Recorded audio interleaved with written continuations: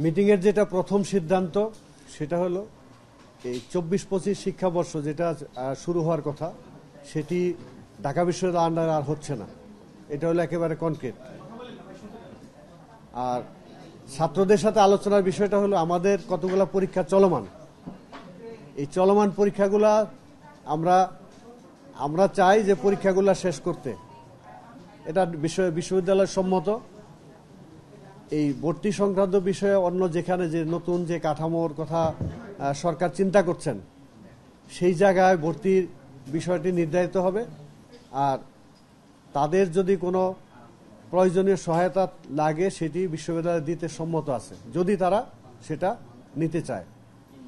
আর চলমান পরীক্ষাগুলোকে আমরা চালাতে চাই, সেটা যদি ছাত্ররা সম্মত থাকে তাহলে এই ডেটগুলা ঠিক রেখে দু একটি পরীক্ষার তারিখ পরিবর্তন হয়েছে সেটিও আমরা অবস্থা দেখে ডেটগুলা নতুন করে দেওয়ার কথা বলেছি। আশা করি সেটা অচিরেই সম্ভব হবে যদি আমাদের পরীক্ষার্থীরা যদি এটাতে তাদের ভিন্ন কোনো মত না থাকে।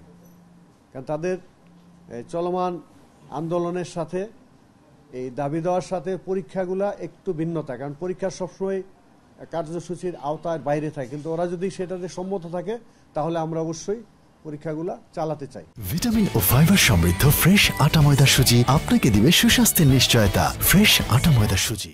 এই সিদ্ধান্ত লিখিত যে স্টেটমেন্টটা সেটা আমার হাতে এখনো আসেনি। আমরা এখানে যেটা সম্মত হয়েছি সেই জায়গাগুলো এখানে দিয়ে আসছি। ওনারা লিখিত শেষ হইলেই আমাদের ইয়েতে পাঠিয়ে দেবেন, তখন আমরা এটা এই যে প্রেস রিলিজ আকারে দিয়ে দিতে পারবো।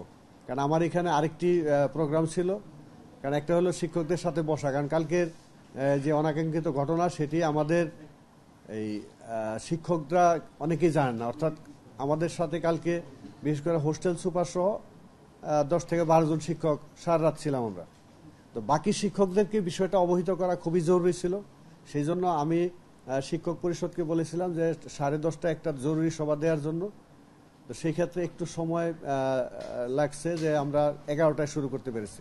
সহমত প্রশ্ন একটা হলো যে তারা যে সিদ্ধান্তগুলো আমরা নিচ্ছি সেগুলো আলোচনা হয়েছে, এই সিদ্ধান্তগুলা রিটেন ফরম্যাটে আসার কথা। তা আমার যেহেতু এখানে আমাদের শিক্ষকরা বসে আছেন, আমাদের ভাইস প্রিন্সিপাল মহোদয় আজকে তার শেষ কর্মদিবস, সেটার একটা অনুষ্ঠান ছিল, বাইরের কিছু অতিথি ছিলেন, তিতুমির কলেজ থেকে আসছেন, এদের সাথে শেষ করে আমি জাস্ট এখানে বসলাম। আর এখানে তিনবার ওদের দেওয়া আছে, আবেদন দেওয়া আছে, সেগুলো সব আলোচনা হয়েছে। সর্বশেষ আজকে সকালে যে 6 দফা দাবি সেগুলো সেখানে আলোচনা হয়েছে। কিছু বিষয় আছে যেটি যেমন উনি প্রবিসি মহোদয় গতকালকে একটা দিয়েছেন, তার বিবৃতি দিয়েছেন অনলাইনে, সেটি আমরা ছাত্রদেরকে প্রচারের জন্য দিয়েছি। তারপরে হলো বিশ্ববিদ্যালয় তাদের প্রশাসনিক সিদ্ধান্ত কি নেবে এইটা আমরা সিদ্ধান্ত নেওয়ার মতো আমাদের এখানে সুযোগ নাই, এটা ওনারা নেবেন কি করবেন। তা আমাদের যে জায়গাগুলো সুযোগ ছিল সেগুলো হলো প্রথম কথাই যে আমাদের এই যেহেতু সরকার একটা কমিটি, উচ্চ ক্ষমতা সম্পন্ন কমিটি করেছেন, তারা সেটা নিয়ে গতকালকে আমরা 7 কলেজের প্রিন্সিপাল এবং বিভাগীয় প্রধানগণ সেখানে আমন্ত্রিত হয়ে তাদেরকে অবস্থাটা ব্যাখ্যা করেছি। ছাত্রদের যে চাওয়া সেটার সাথে এটা কতটা সঙ্গতিপূর্ণ সেগুলো আমরা তাদের কাছে তুলে ধরেছি। তো সেই প্রেক্ষিতে তারা অবশ্যই একটা সুচিন্ত, এরপরে তারা আরেকটা বলেছেন যে আমরা এই শিক্ষকদের সাথে কথা বলার পরে শিক্ষাবিদ যারা আছেন আমাদের দেশে বরেণ্য শিক্ষাবিদ তাদের সাথেও কথা বলবেন, বলে তারা একটা সুচিন্তিত সিদ্ধান্ত দিবেন, যেটা হলো এই 2 বিশ্ববিদ্যালয়ের বাইরে আরেকটা কাঠামো দাঁড় করাবেন। সেটা কি রূপরেখা হবে, কি কাঠামো হবে, এইটা নিয়ে আমাদের সাথে কোনো আলোচনা হয়নি। আমরা ওই পর্যন্ত আমরা শুধু সমস্যাগুলো কি হয়েছে আর এটা সমাধান করার বিষয়টি আলোচনায় এনেছি এবং আমরা রিটেন দিয়েছি। এই বিষয়টা আমরা যেটা হলো যে ছাত্রদের দাবি যেটা সেটাই ওইখানে উত্থাপিত হয়েছে পুরাটাই 6 দফা। তো সেখানে ওই জায়গাটা আমাদের এখতিয়ারের বহির্ভূত, মানে আমরা ওই জায়গায় এটা সিদ্ধান্ত দিতে পারি না। আসলে সিদ্ধান্ত ঢাকা বিশ্ববিদ্যালয় কর্তৃপক্ষ তাদের যে সিনেট সিন্ডিকেট আছে সেগুলাতে এই বিষয়গুলা সিদ্ধান্ত হয়। তা আমাদের ছাত্রদের যে প্রস্তাবনা দাবি দেওয়া সেটা অবশ্যই এখানে আলোচিত হয়েছে। তো সবগুলা সিদ্ধান্তে যে আসছে এরকম না, ওইটার ক্ষেত্রে আমাদের সীমাবদ্ধতা, ওইটা আমাদের এই বডির এখতিয়ার বহির্ভূত। এই জায়গাটা আমরা সবসময় বলি যে ছাত্র শিক্ষক সম্পর্ক অবশ্যই খুব সুমধুর হওয়া উচিত, এই অর্থে যে যেখানে জ্ঞান দান এবং গ্রহণের বিষয় আছে, সেখানে তাদের মধ্যে একটা আন্তরিকতাপূর্ণ সম্পর্ক থাকা উচিত। এখন আমাদের ছেলেদের সাথে আমরা যেভাবে ডিল করি, ওনারা ওনাদের ছেলেদের সাথে যেভাবে ডিল করে, দুই প্রতিষ্ঠানের ছেলেদের সাথে একই রকম আচরণ হওয়া উচিত, কিন্তু সেটা তারা তাদেরকে কীভাবে ফেস করে আমরা জানি না। আর ঘটনাটি ওদের মুখে এবং মিডিয়াতে এসেছে, সেটা হয়তো আপনারা দেখেছেন। তা আমি যেটা বলবো যে এটা অনাকাঙ্ক্ষিত, এরকম অনভিপ্রেত ঘটনা কারোর জন্যই কাম্য না। আসলে কার মাথা থেকে এসেছে এটা আমরা অবশ্য কেউই জানি না। কালকে একটি প্রশ্নের উত্তর আমিও খুঁজে পাইনি, সেটি হলো এই সংক্রান্ত যে প্রজ্ঞাপন, সেটি আমরা কেউই দেখিনি। তো এইটার একটা ধারণা বলা যায়, সেটা হলো যে দুই বিশ্ববিদ্যালয়, জাতীয় বিশ্ববিদ্যালয়, ঢাকা বিশ্ববিদ্যালয় তৎকালীন যে ভাইস চ্যান্সেলর মহোদয়রা ছিলেন, তাদের মনস্তাত্ত্বিক দ্বন্দ্বের একটা ফসল, যেটি রাষ্ট্রের সর্বোচ্চ পর্যায় থেকে চাপিয়ে দেওয়া বিষয় ছিল। তখন আমরা যেটা আশান্বিত ছিলাম, আশার যে জায়গাটা ছিল যে ঢাকা বিশ্ববিদ্যালয় আমরা বলি প্রাচ্যের অক্সফোর্ড, তো সেটার সার্টিফিকেট পেলে ছাত্র অবশ্যই গর্বিত হবে, আমরা সেটা একটা পার্ট কাজ করতে পারছি, সেটাও মনে করেছিলাম যে এটা একটা ভালো উদ্যোগ।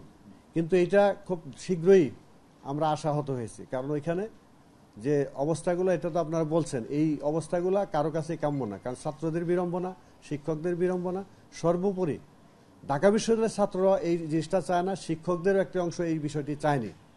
তো এটা যেভাবে ঘটে গেছে সেটা হলো কোনো রকম বিচার বিশ্লেষণ না করে, তো এইবারে একটা আশার জায়গা, সেটা হলো যে একটা অন্তত কমিটি হয়েছে উচ্চ ক্ষমতা সম্পন্ন, যারা এটা নিয়ে অন্তত চিন্তা করছেন। না, এইটা ওনারাও একটা পর্যায়ে, এই যে কালকের যেটা হয়েছে সেটা তো আমি বললাম অনাকাঙ্ক্ষিত, অনভিপ্রেত, আর এটি ঘটবে এটা নিশ্চিত ছিল। এই জন্য বলছি যে 7 কলেজ নিয়ে যখনই আন্দোলন একটা পর্যায়ে আসলো, বিশেষ করে গণ অভ্যুত্থানের পরে, তখন কিন্তু আমাদের প্রথম বসা ছিল জাতীয় বিশ্ববিদ্যালয়ের সাথে। এর কারণটা ছিল ঢাকা বিশ্ববিদ্যালয়ের ছাত্র আন্দোলন করছে, 7 কলেজ আন্দোলন করছে, দুই পক্ষই এটার বিপক্ষে। আজকে আবার বসবো, তাদের ওইখানে যেটা বলেছে সেটা আর এইখানে তাদের মতামত, কারণ আমরা এরপরে স্টেপগুলা কোনোভাবেই ওই যে ওদের ছাড়া নেওয়া সেরকম কোনো চিন্তায় আমরা নাই। এই জায়গাটা আমরা একেবারে সুস্পষ্টভাবেই বলছি, পরীক্ষার্থী পরীক্ষা দিবে, যে তারা চায় তাহলে পরীক্ষা নেওয়া সম্ভব। এডমিশন টেস্ট এটা তো এখনো ওই যে নতুন কাঠামোর বাইরে সরকার কোনো ব্যবস্থা নেওয়া হয়নি। এখন নতুনভাবে প্রশ্ন এটা উঠতেই পারে যে তাহলে তারা কোথায় ভর্তি হবে।